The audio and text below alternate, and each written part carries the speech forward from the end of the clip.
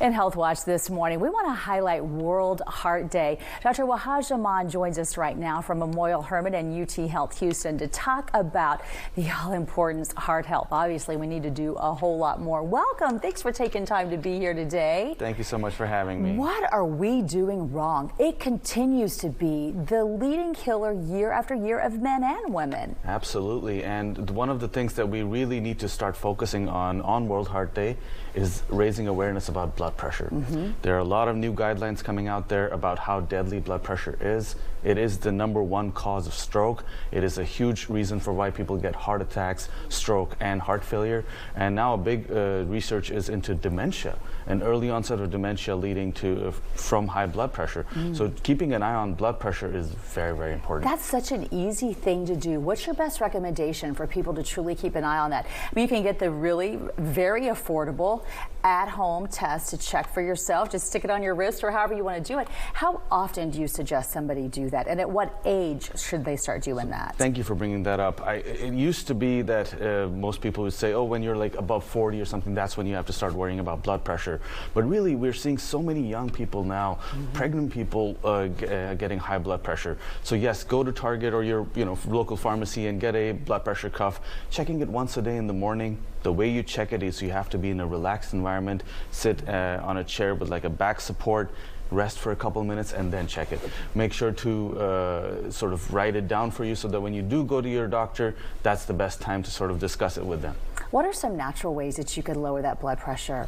Yes, so a lot of people are very quick to sort of talk about medicines, but there are so many natural ways, and it always starts with what you put in your body, right? The grocery stores. So a very good rule of thumb is at the most you can avoid processed foods. That's what you should do. Anything in a can or a box or a package, not right? really good for you. When I tell people like to go to the outskirts of the grocery because like if you're going too far in the middle. Get the meats and the veggies, and that's it. Exactly. Like focus on your good vegetables, your fruits.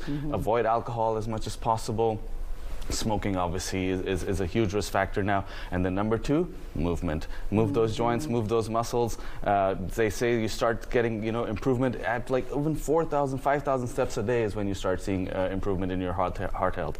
But do as much as you can, and take it easy on yourself. But I think this is a good journey to start yourself on now. Remind everybody the ideal blood pressure number that you would love to see them at. When I see the number below 120/80, I'm a very happy doctor. When it's above sort of in the 120s to 130 range, that's when we should have a discussion.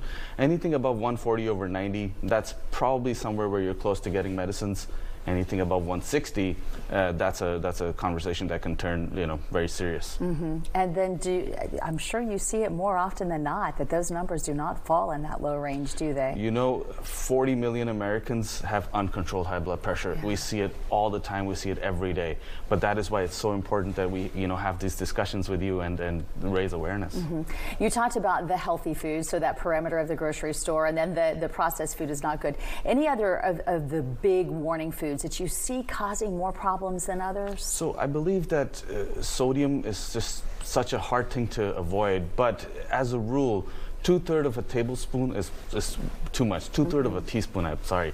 That is what we should aim for. For the whole day? For the whole day. Oh, give me a break. That's right. People do that in one meal, I know. right? That so is that's so easy. That's one thing we really need to watch. That is it's such an important recommendation. So how many milligrams is that? Do you know? So it's like 1,500 milligrams. Okay, so we need to watch those labels if we are eating processed food and add it up. And it adds up quickly. Even if you do that for a few days, you might realize. Oh, very much so. And I mean, I picture doing a salt shaker. You're probably doing close to that over one meal. Yeah, right? but it doesn't take more than a couple of shakes, and then you're really there close to that. So it's very important to understand, especially if you have other risk factors like a family history of heart disease, or you're overweight, or diabetic. These are things that then go in conjunction. It's very important to. And I admit, salt makes everything taste so much better. But we can do natural herbs and spices. Things can add flavor that don't have to be salt. Just I would think garlic powder is better than garlic salt. Yeah, I tell my patients become friendly with lemon pepper. Yeah, yeah, absolutely. Just find different ways to make it taste well.